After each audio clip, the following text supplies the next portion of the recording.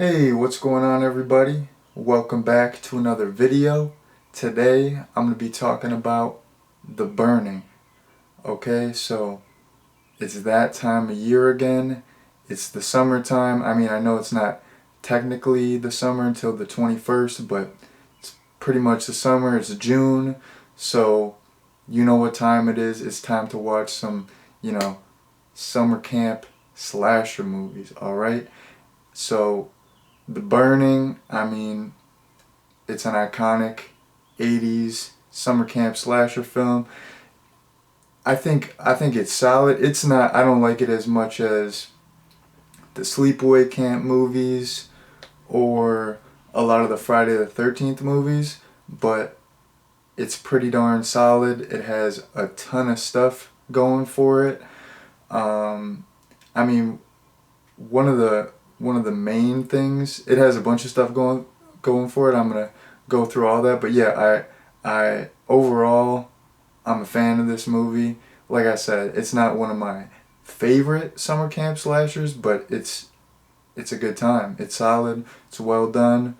Um, one of the one of the main things, one of the first things that I want to talk about that it has going for it is the camp setting and the camp feel. So you know, a lot of the Friday the 13th movies do not have that camp feel. I mean, I'm a big fan of the Friday the 13th movies, but I mean, I got into them kind of late in the game. Like, I didn't grow up with the Friday the 13th movies, except for the 2009 one. I would watch that on the reg, but I didn't get into the Friday the 13th movies until later. I was more of a Halloween guy growing up.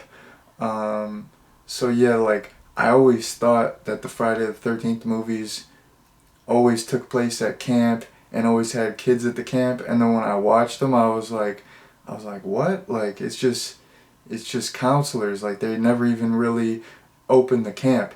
And like I said, I still love those movies. Those are classics. Those are top tier slashers. But something that was awesome about this is you had kids at the camp. It like the setting just felt lively. It felt alive. It felt like a real camp.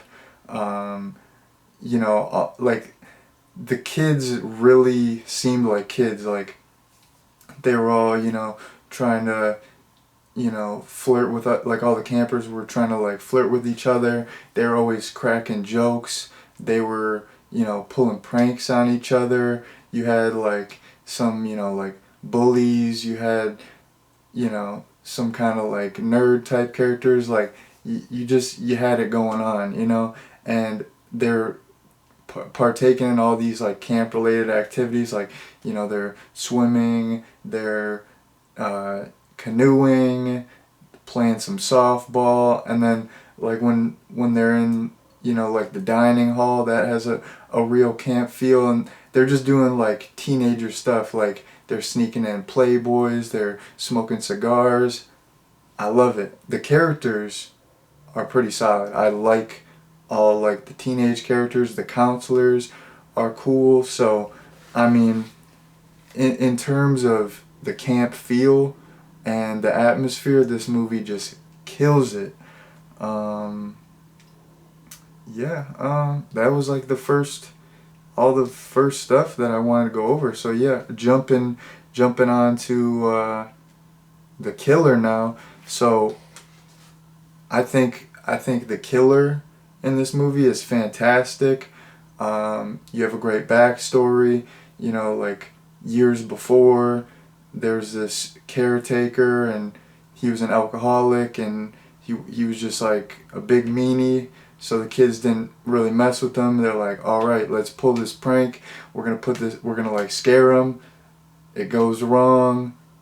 He, you know, gets burned alive. He doesn't die. He's like disfigured.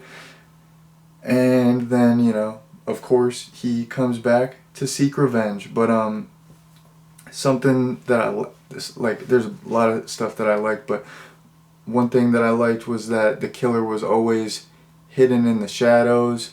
You never really saw him until the end. That stuff's great, because it's like if in any of these movies, if you show too much, it ruins the movie. It ruins the suspense. You can't like, I don't know, you gotta like wait. You gotta keep the audience waiting so like that the third act is really like impactful. So the killer's hidden in the shadows. I think his weapon was super iconic. He had these garden shears, which is like, that's an awesome weapon.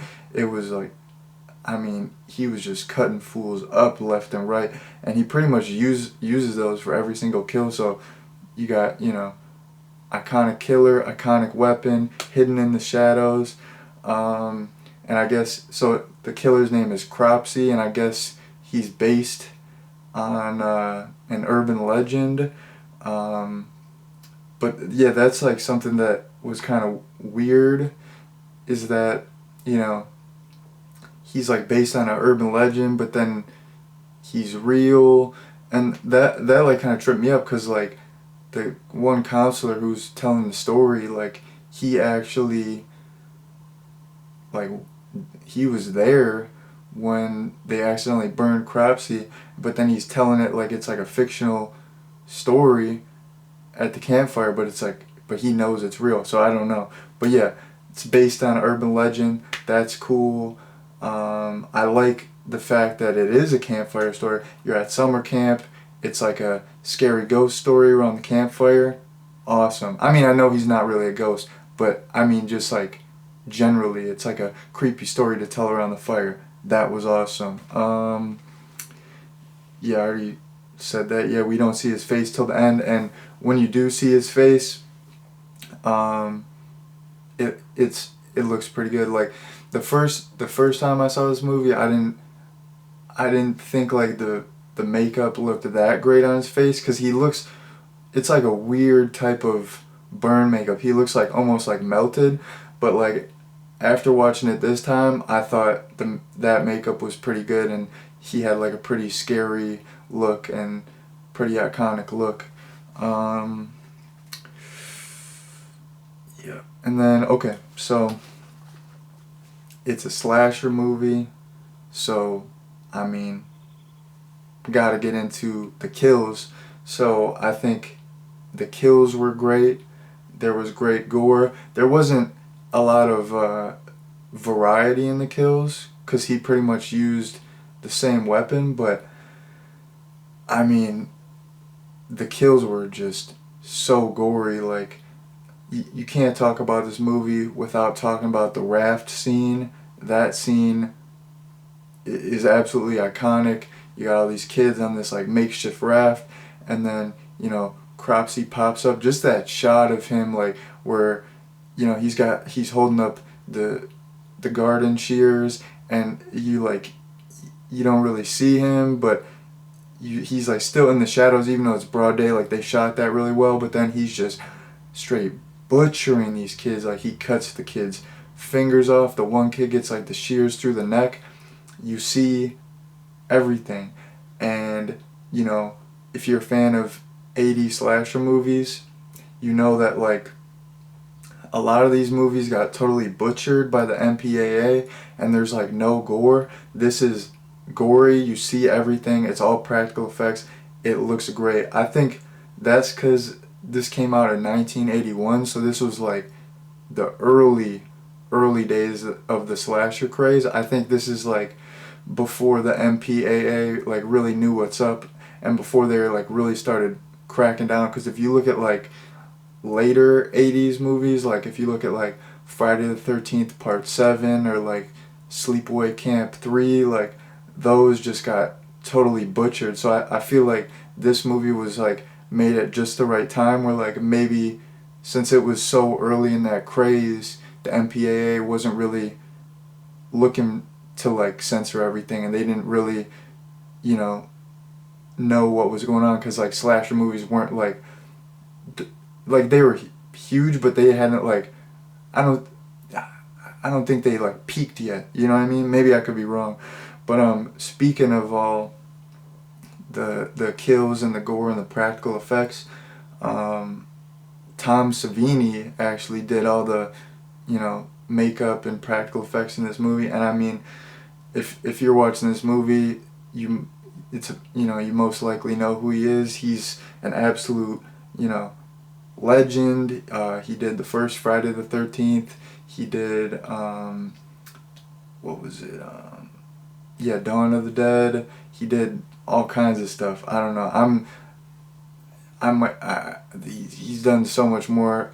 I can't think of the rest of the stuff now. Maybe I'm a poser. I don't know, but he's a legend, and the effects were absolutely awesome, and it's like cool to see his name on something that like helps sell the movie. For me personally, it's like, oh, Tom Savini did the effects, like I'll check it out, because I mean he's a straight up ledge, you know. Yeah, and then something that I like. I don't know if I talked about this yet, but there's a ton of POV shots. Like, it's mostly of the killer, but sometimes it's a fake out. Because there's this one guy, Alfred, and he's kind of like a creepster. He's always just like creeping on everyone. I don't know what his deal is, but sometimes like it'll be like a POV fake out where you think it's the killer, but it's Alfred. But when it is the killer, it's really good. Like, they kind of, maybe they put like a filter on it. I don't know. It looks weird. Like, the POV, like, it just has a different look than the rest of the movie.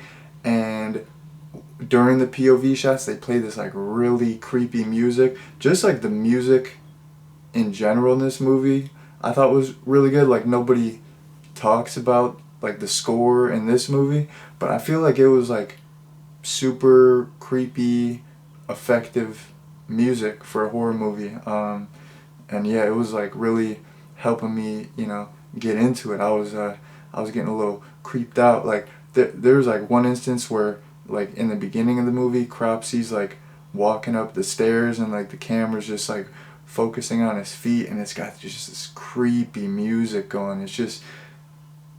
It's perfect. It's awesome. And then another random thing I want to point out, you got a softball scene, which, you know, of course reminds me of Sleepaway Camp. It's not as iconic as the softball scene in that movie, and it's not as drawn out. It doesn't last like 30 minutes, you know. But I thought that was pretty fun. Like just because, you know, because I'm a fan of Sleepaway Camp, and I'm like, oh, you know, this has a softball scene too. And like I said, I like all the camp activities. Like, this movie really does a good job of, like, it's not just like, okay, like it's not like they're not using the setting in like a cheap way, like, okay, let's just use the setting. Like, they actually take time to like develop the setting, like develop the characters. The kids seem real. Like, it feels like you're at camp. That it's a fun summer camp slasher movie to watch. It like totally, you know, like sucks you in. Like, you feel like you're at camp. Like, what more can I say? But yeah, you know, you got a softball scene, I'm into it. That's my thing. I mean, if a slasher movie, if a summer camp slasher movie doesn't have a softball scene, I mean, it just went down like 20 points on my mind. So I don't know. But another thing that I wanted to mention, just a random thing. So, you know, Glazer, the whole movie, he's like trying to be like so cool and charismatic, and he's like, he thinks he's such a player, and then he gets down to business, and homeboy lasts like 20 seconds. And the review I did before this review was Fast Times at Ridgemont High, and like, it was the same thing with Damone, where he's, you know, acting like he's like this cool, you know, player the whole movie, and then when it gets down to like, you know, taking care of business with, you know, some female, he just totally blows it. Like, I just love that. Like, all these 80s movies, like, the guy who's always like built up to be like such a player and like so great with the ladies always just totally blows it. Like they talk like this, all this, they talk this huge game, like they're just, like trying to act like some like Rico Suave dude, and then it gets down to, actually doing it, and then they just, it's like two strokes and done. So that, I mean, I love that stuff. I think it's super funny. But I mean, he was probably all pent up. He was just ready to go. So I mean, what are you gonna do? It happens. I don't know. But yeah. I went through my notes, and I mean, I pretty much touched on all the points that I wanted to touch on. But this is, if you're looking, I don't know, if people who are going to watch this, if you've seen this, but if you haven't seen it and you're a horror fan, if you're a fan of 80s slashers, I think this is a solid movie, and I think it is a must watch. I mean, it's not like the sleepaway camp movies where it's like the sleepaway camp movies are like that's like one of my favorite horror franchises, period. And that's like those are ones that like I want to watch like every summer. This, I don't know if it's like a yearly watch, but even though like the 80s is like synonymous with summer camp slashers, I feel like besides this, the Friday the 13th movies and Sleepaway Camp, like what else is there? There's not really that many summer camp slashers from the 80s. I there's probably more obscure ones. There's this one I haven't seen yet. It's called Madman. I'll probably watch it eventually. It doesn't look that good though, in my opinion. But like there's not, even though like I feel like people think, like maybe if you're like not a horror fan, you think there's like more 80s summer camp slashers, but there's really not that many. And it's just like such a great genre. They're just great summertime movies. So I feel like this movie is like a little hidden gem. Like, it's another great 80s summer camp slasher. Like I said, it does so many things well. You got, practical effects by Tom Savini, great kills, great killer, iconic weapon, great cast, great setting. It's awesome. Like I said, I don't love it as much as I love a lot of other 80s slashers. Like this movie, just being honest, it's not one of my favorites. And even though I like a lot of aspects of the movie, like it does like drag a lot for me at like certain times, but overall, like I'm just glad that this was made. It's it's a great slasher movie, super fun to watch during this time of year. So if you haven't seen this movie and you are a horror fan, I would definitely recommend just checking it out. At least give it a chance, watch it once. But yeah, I had a pretty fun time with this, and I would definitely recommend it. So, that's pretty much all I have to say for my review. Thank you all very much for watching, and peace out.